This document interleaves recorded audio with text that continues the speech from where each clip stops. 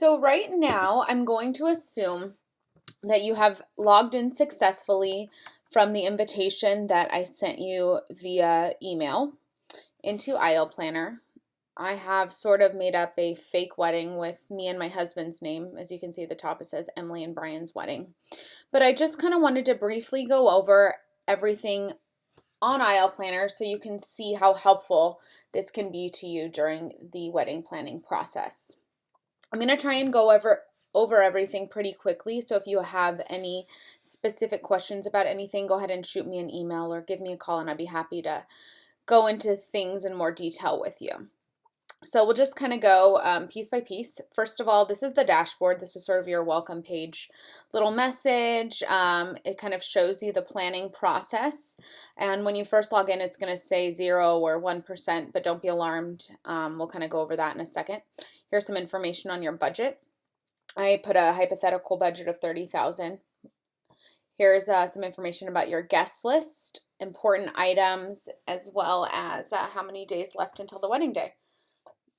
Okay, so we're going to go over the checklist first. So this is basically your to-do list, and you have two different ways you can view it.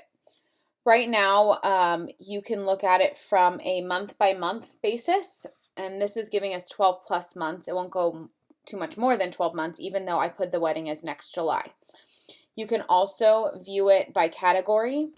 So getting started, your guest list, budget and financial, wedding planner, engagement party, bride's checklist. I mean, it has literally everything. I know it's super, super long, but it's also very comprehensive. So there might even be things that don't pertain to you.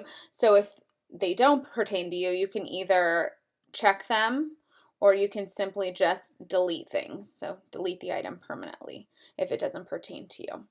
So let's go back to the due date because that's kind of how I like to look at things. So let's start checking off a few things. So we have all this checked off. If it's sort of overwhelming, you can go over to view options and put hide completed. That way you just know you're done. You don't have to look at it anymore, or you can just sort of keep it on there and you'll just see the check marks of things that you have completed. And that's about it for the checklist. Now we can move over to the calendar aspect. You can see right here I've already added a floral appointment for June. Let's just go ahead and say I'm going month by month now.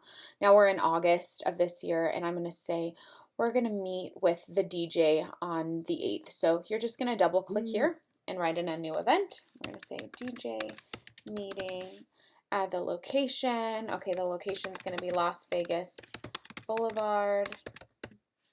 Sorry, I can't spell right now. And then you can even put in the times right here. Let's say it's 11 p.m. to 12 p.m. You can put time zone, even some notes. We're meeting with John. There we go. Okay, so there you go. And it's on there. Okay, so now let's go over to the next thing on our list, which is the design studio. So this is sort of like Pinterest, and you can use both if you want, or one or the other. It really doesn't matter. There's some fun inspiration photos on here that you can look at, but I just want to show you how to use it either way. This is something that I already created. However, we're going to create a new style guide. And let's just say that this is for the entertainment. Okay. Style guide name, Emily's Entertainment. Create style guide. Okay. So let's add our first image. So now you can go into your computer and you can sort of upload photos this way. I'm just going to choose that photo, which is of a tablescape, obviously not entertainment, but you can see here that you can upload photos from your computer that you've saved from the internet, or you can browse inspiration on Aisle Planner stuff that they already sort of have saved. So here's some stuff right here. Let's say, okay, I really like this bar. So right here we can bright. Sorry. You can share it via email, you can share it on Pinterest, or we can save it. And we're going to put it into Emily's Entertainment because, and we'll write a little note. I love this bar. Okay. Save image to style guide. Okay. So we've done that. You can look at real weddings. So you can see it's sort of like Pinterest a little bit. Let's go back to, here's our categories. You can look at venues, looking for a garden venue. So you can kind of look through a lot of different people's weddings. Okay, so this has opened up a new window. So we're actually going to go back into Aisle Planner now. You can create a color palette. My Wedding Colors. Add colors to this palette by using the color picker to the right. So you can sort of browse through color. Let's see. Emily Reception. Okay. So we'll use this one. My Wedding Colors. And we're going to do, I know this is sort of weird colors, but just to kind of show you. Let's put that one over there. Oops. Put it over there. A couple different shades of pink. I know this is totally wacky, obviously not what we would do.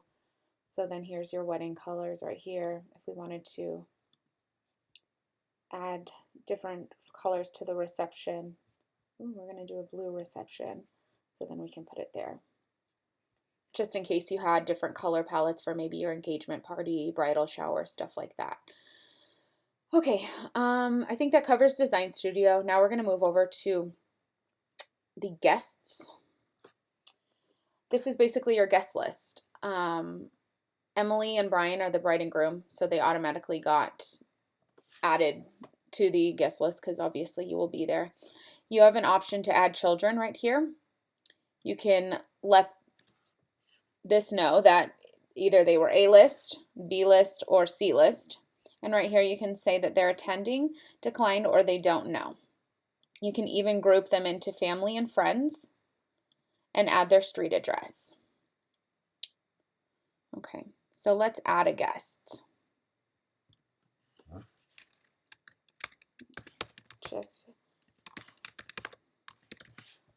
This is my sister. And we're going to say it's Brian's family. Okay, 0 children. We're going to create a guest. Okay, so now Jessica's on here. We're going to say that she's attending. Okay, and now I'm actually going to pull up some more information. I'm going to add her guest, which is her +1, and that would be her husband, Andrew. Okay, we can put, this is her, no one important, sorry. No children. And I guess right here you could put if it was an unspecified +1, if maybe you didn't know the girlfriend or boyfriend that they were bringing. And right here's a great way to put their contact information. That way you can send out thank you cards, invites, etc. And you can put here if you received a gift, once you actually send out thank you cards. And here you get into where they're actually going to be attending, what they're invited to, etc., etc., etc. Down here, if anyone has any special needs, such as a wheelchair, special seating, special allergies, this is a great place to sort of input that so we can keep track of that and send that to the catering manager. So as soon as we get all this together, you can actually print out a final guest list.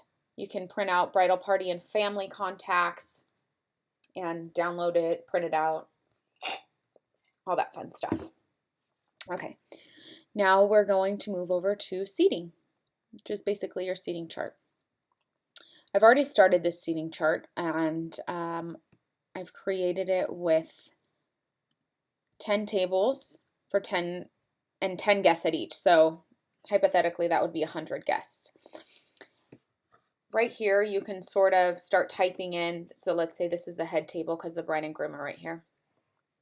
Then you can start putting people at your table. So let's put Jessica here. Andrew's going to be sitting right next to Jessica. And then, although I haven't entered any more guests into the RSVP section, we can even type in stuff here. Mother, mom, bride, bride. So then grandma sitting over here.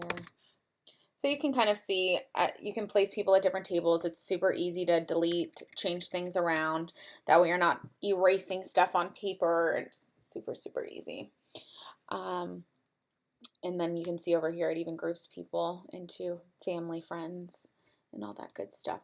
So as soon as you're done, you can actually go over here and download the seating as a PDF.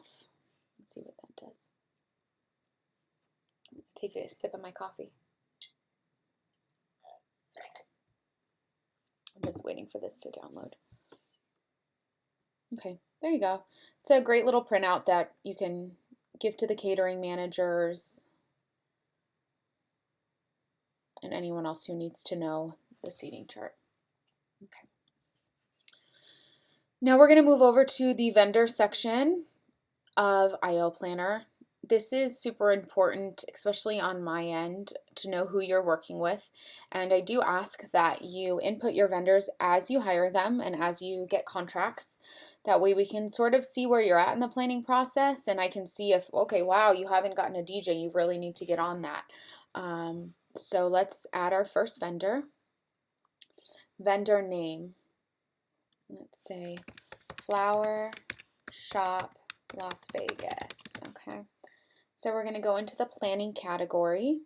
Obviously, this is going to be florals. And we're going to say, we just booked this vendor. You signed your contract, paid your deposit, etc. Let's add vendor. Okay, so they're booked. Now let's click here. And we're going to start adding some information. This is all information that I'm going to need to get in touch with these people to create the timeline and figure out the logistics of the wedding day.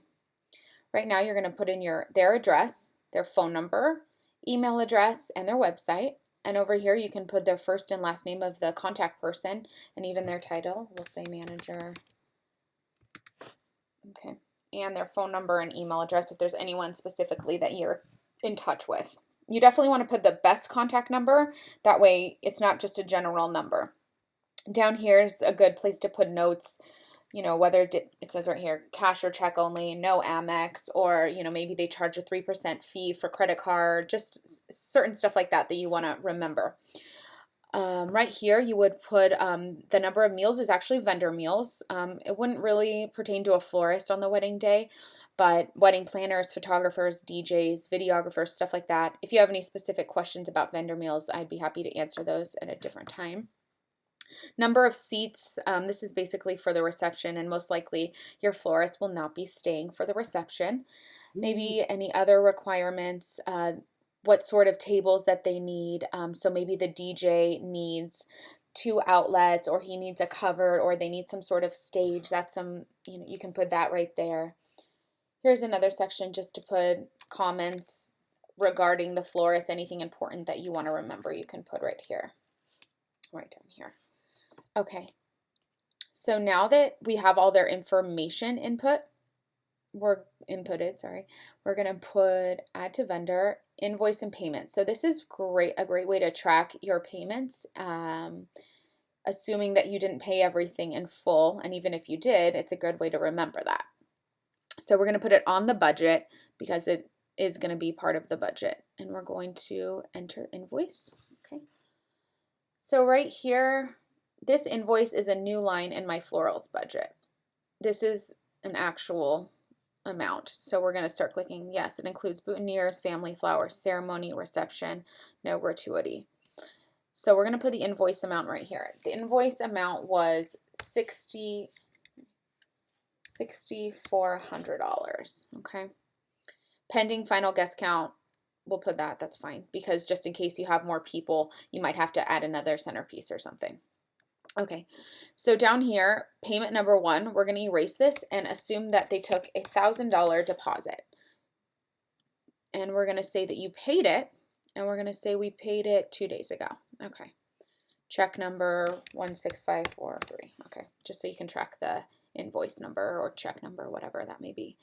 And now we're going to go down here and we're going to assume that there's just 2 payments. The last payment is going to be due 3 weeks before the wedding day, which is next July 25th. So we're going to go down here and go 1, 2, 3. So it's actually going to be due on July 4th. So right there, and this is going to send you a reminder to make that payment just in case the florist forgets or you want to pay it ahead of time. That's fine. So hopefully that clears up how to input vendor contact information as well as invoices and payments. So now we're going to explore the budget section a little bit. I actually like to look at it a different way. I like to look at it right here. This is a way to adjust your budget. This sort of aisle planner kind of gives you a general budget, and I don't really like that because sometimes it's unrealistic. So like it says $3,000 for the wedding planner. So we might need to change that to, let's say, 6. Okay, so that's locked in, meaning you paid that.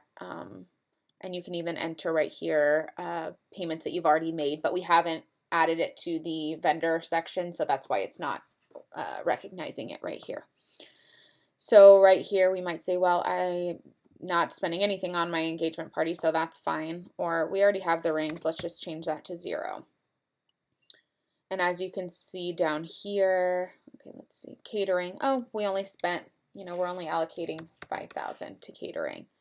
So then that kind of, you can see down at the bottom, it adjusts it accordingly. And you can even delete things. Say, we're not going to have a videographer, so we're actually just going to delete that. Okay, there we go, it deleted it. So then it brought down the budget, as you can see. So you can adjust this to your needs. It'll show you if you go over or under. There's the difference from the overall budget right here. And as you can see, florals was entered in the vendor section and under the invoices. So that's why you can see that right here, the 6,400. And then, so we'd have to change that obviously because that's wrong now. Here we go. All right. Let's close this. Hopefully you get a better idea of that. So when we go on here, it has all of the different categories that you'll need to hire. And if you don't, then you can just delete it. And as you can see, since we already ordered the florals and entered the florist information, it is actually on here already. All right. Now we're going to move over to the notes section. This is just sort of a great way to write down little things that are going through your head, stuff that you don't want to forget, and a great way to organize those. So here we go. Here's some notes. Let's say bridal shower ideas. So now we're going to go. Need to get linens. Okay, so you can kind of see what I mean. Here's just a way to write little notes. You can download it as a PDF. That way you can maybe send it to me or send it to anyone else who needs this information. Let's see, we're done. Okay. And there you can see right there, there's a note section, so you can create a bunch of different notes. All right, I hope that is, I've explained everything well enough for you to get started. If you have any further questions, please let me know and I'd be happy to answer them. Thanks for watching.